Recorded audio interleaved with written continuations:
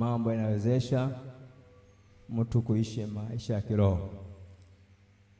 Tuona Jumapili ifunza kwa habari ya maisha ya kiroho. Tuangalia kwa ndani kwamba ni mtu anahusisha mtu kuhusiana na Mungu na kutembea Mungu kila siku pamoja na kutawaliwa na maisha ya kiroho. Nasema kwamba mtu ambaye maisha ya kiroho yanaanza mtu anapookoka na kujazwa na Roho Mtakatifu. Maisha ya ibada na maombi. Kristo yote aliyo kweli na aishi maisha ya kiroho lazima awe na tabia ya ibada na maombi. Kristo wa kweli anaishi maisha ya kiroho lazima awe na tabia ya maombi na ibada. Ibada na maombi vinaenda pamoja. Neno ibada ni pana zaidi, lakini nimechukua eneo moja kukusanyika pamoja. Ibada, neno ibada ni pana, kanichukua neno kukusanyika pamoja. Kama Wakristo tuliokoka ili kuwa na maisha ya kiroho, lazima tukusanyike pamoja. Na kusanyika pamoja kunasababisha mambo mengi pamoja na kukua kiroho mtu binafsi. Kukusanyika pamoja kunasababisha mambo mengi ya mtu wa kiroho pamoja na kukua kiroho. Angalia kitabu kile cha Matendo ya Mitume sura ya pili 42 pale, tuanzie hapo, maana hapo walianza kukusanyika. Amen. Matendo 2 mstari wa 42. Biblia inasema, wakawa wakidumu katika fundisho la mitume na katika ushirika na katika kuumega mkate na katika kusali. Amen. Amen. Kanisa la kwanza la Matendo ya Mitume baada ya kujazwa Roho Mtakatifu na wengine kuongezeka 3 baada ya kuhubiriwa Injili, hao wote wakawa kidumu katika mafundisho ya mitume 120 jumlisha 3,120 wakawa kidumu katika mafundisho ya mitume. Maana waliendelea kukusanyika na kujifunza chini ya maongozi ya mitume, na hiyo sababisha kanisa hili kuwa na nguvu zaidi, maisha yao kuwa na nguvu zaidi, sababu walikuwa pamoja kiroho, kimaarifa na kumjua Mungu pamoja. Lakini pia hawakusanyika, walikuwa pia na ushirika, maana yake walikuwa na mmoja, mshikamano mmoja. Hakuna mtu alikuwa peke yake, sababu walikusanya pamoja. Pia alikuwa na mambo ya kusali, yani kuomba. Kwa hiyo hakuna ibada pamoja bila kuomba. Lazima kuna ibada pamoja na kuomba kuwepo pia. Kwa kanisa hili lifanikiwa sana kwa sababu lilikuwa na dumu kwenye mafundisho. Bila mafundisho hakuna kukua. Bila mafundisho hakuna kukua kiroho. Huwezi kuwa na maarifa kiroho. Kama unaweza kuwa kiroho, pia unaweza pia ukapotezwa na mafundisho ya shetani, ukaanguka, mwisho ukaingia mafundisho mengine. Kwa lazima tukusanyike pamoja ili tuweze kujifunza pamoja, kukua pamoja, tufahamu pamoja. Haleluya, haleluya.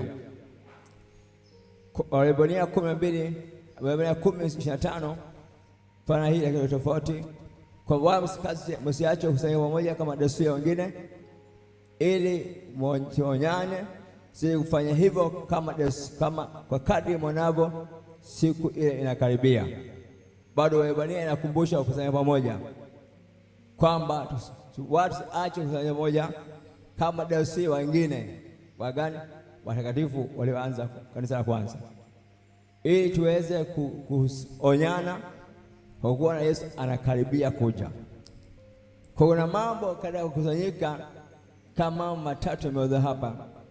Jambo katika kukusanyika, kuna ukuzo wa kiroho, pia kuongezeka kwenye maarifa pia ya kimungu. Tunapokusanyika pamoja kama kanisa hivi, si siku moja, siku zote ambazo zimeamuriwa, tumeamua kukusanyika, lazima tukusanyike. Tunapokusanyika tunaweza kujikuza kiroho moja, lakini pia sote na kuongeza maarifa pia ya kimungu ndani yetu. Hakuna mtu anayekuwa kiroho kama hakusanyiki. Asiyekusanyika anaweza kuwa mchanga, kwa sababu hajifundishwe, hajifunzi na wenzake. Kwa unapokusanyika unakuza kiroho, unaongeza kiroho, pia unaongezeka maarifa ya maisha ya Mungu yanaongezeka ndani yako. Jambo la pili, katika kusanyika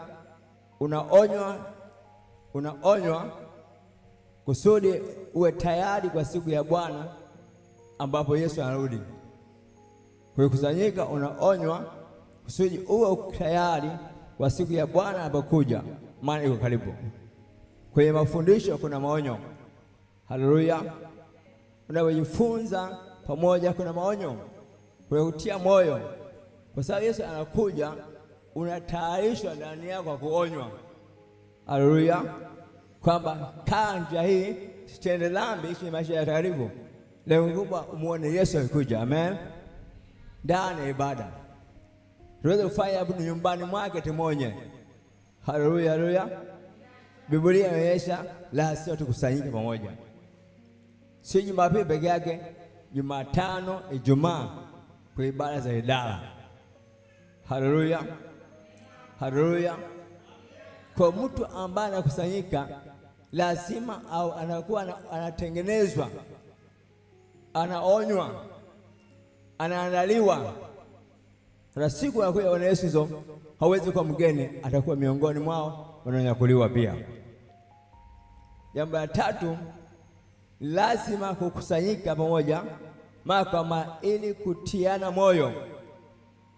Lazima kukusanyika pamoja mara kwa mara ili kutiana moyo, kumshika Kristo bila kuyumba. Haleluya. Lazima kukusanyika pamoja mara kwa mara ili kutiana moyo, kumshika Kristo bila kuyumba au kuyumbishwa. Kwa tunapokusanyika mara kwa mara tunatiana moyo kumshika Kristo, kumshika Kristo bila kuyumba au kuyumbishwa. Kwa mtu ambaye ameshika Kristo hawezi kuyumba kwa sababu ya mafundisho mapotofu au kuyumbia watu ambao wana imani potofu, kwa sababu amesimama imara, ana uwezo kujitegemea, aweza pia kujitetea juu ya imani yake juu ya Kristo Yesu. Kwa mtu ambaye hashikusanyiki, si rahisi kutia moyo wako kumshika Kristo na kuendelea kusimama imara katika imani. Wako watu ambao hawakusanyiki, leo yuko kule ushuku kule, kesho yuko kule, hawezi kuwa imani. Sijui kama ataweza kunyakuliwa Yesu akirudi. Kuna walakini kwa sababu maisha yake hana msimamo mbele za Kristo. Amina, amina. Lazima uamue kusanyika, utiwe moyo ndani ya moyo wako, utiwe moyo, usikate tamaa, zunjie moyo, songa mbele, kwa kuwa Yesu anapokuja utakuwa una nafasi kumwona Yesu ambaye umetengenezwa ndani ya moyo wako. Haleluya, haleluya. Mungu ongoza sana. Wathesalonike wa kwanza mlango wa 5 mstari wa 11, basi farijianeni kwa kujengana kila mmoja wenu, kila mtu na mwenzake vile vile kama mnavyofanya. Kwa Paulo kwa Wathesalonike anatia moyo kwa basi farijianeni kwa kujengana kila mmoja na mwenzake vile vile kama mnafanya. Katika ibada au kwenye kusanyiko ndipo ambapo tunafarijiana, amina, kati ya mwingine na mwingine na kujengana kwa neno la Mungu. Amina. kila mtu na mwenzake. Una mtu ambaye haendi vizuri, unakaa naye kwa sababu ni wenzako. Sasa yuko kanisani. Haleluya, haleluya. Tunajengana. Kama ukusanyika utajenga wapi mpendwa? Amena. Utajenga wapi? Kia nyumbani sasa amenifuata na huku pia. Hapa ni mahali sahihi. Sema mahali sahihi hapa. Na sisi tukusanyike si Jumapili peke yake. Jumapili zote ambazo tumekubaliana tukusanyike zina faida kwa maisha ya mtu Mkristo aliyeamua kuokoka. Waebrania 13 mstari wa 13 hadi 14. Katika jina la Yesu. Amen. Waebrania 3:13 hadi 14, Biblia inasema, lakini mwonyane kila siku maadamu itwapo leo, ili mmoja wenu asifanywe mgumu kwa kudanganywa udanganyifu wa dhambi. Kwa maana tumekuwa washirika wa Kristo kama tukishikamana na mwanzo wa uthabiti wetu kwa nguvu mpaka mwisho. Amen. Amen. Sasa msomaji wetu, kwa kila mkutana tunaonyana ili kwamba mmoja wetu afanye mgumu katika dhambi. Haleluya. Tunakemeana, tunaonyana asiwepo ambaye mmoja mgumu akabaki na dhambi zake. Bwana sio sana. Lengo lake tunataka tuwe na watakatifu, watu wa kweli, watu wenye haki, tuwe na sifa ya Mungu. Haleluya. Amen. Haleluya. Asema kwa maana tumekuwa washirika wa Kristo. Washirika wa Kristo kama tukishikamana na mwanzo kwa uthabiti wetu na kwa nguvu mpaka mwisho. Kwa maana tumekuwa washirika wa Kristo. Tumeshikamana na Kristo. Haleluya. Natembea na Kristo. Ishi na Kristo toka mwanzo alipotokoa mpaka mwisho unanyakua. Haleluya. Tumeshikamana na Kristo. Tumekuwa washirika na yeye pia. Kila jambo lilifanya na Kristo. Ishi na Kristo toka mwanzo tuliokuwa mpaka siku tunanyakua. Kwa lazima kukusanyika kujenga tuendelee kushikamana na Kristo. Amina, amina. Kia peke yako ni rahisi kujitenga ukawa peke yako na ukamwacha Yesu peke yako. Bwana Yesu sana. Katika mahali hapa tunakumbushwa, tuatia moyo ili kwa baki na ushirika ule uliokuwa na Kristo tangu mwanzo. Sisi pia tunapokuwa pamoja tunaendelea kuwa na ushirika na Kristo. Tunahimizana kubaki na ushirika na Kristo. Simwache Yesu. Mshike Yesu. Amina. Na kuwa ushika naye mpaka Yesu arudi, unaye Kristo Yesu. Bwana sana. Kwa sababu unapatikana. Kama upatikane, utaambia wapi? Tone wapi? Fuja wapi? Lazima upatikane. Haleluya. Mwambie Yesu asante kwa kupatikana kwangu. Amen, amina. Kukusanyika ni kwa muhimu sana wapendwa. Amen. Kwa muhimu sana. Haleluya. Tuangalie ufupi kwa maombi.